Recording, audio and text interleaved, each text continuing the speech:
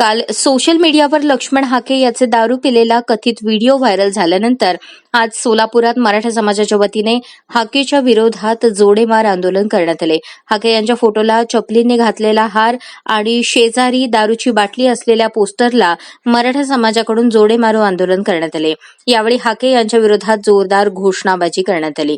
लक्ष्मण हाके यांनी नावापुढे प्राध्यापक पदवी न लावता बेवडा ही पदवी लावावी. मराठा समाजाच्या आडव्या येणाऱ्या हाकेला मराठा समाज आडवा करेल. सरकारमधील काही लोकांच्या सपोर्टमुळे हाके मराठा समाजाला आडवा येण्याचा प्रयत्न करत आहे. मात्र यापुढे मराठा समाजाला आडवे येणाऱ्याला मराठा समाज आडवे करेल असा इशारा सकल मराठा समाज समन्वयक राजन जाधव आणि प्राध्यापक गणेश देशमुख यांनी दिला.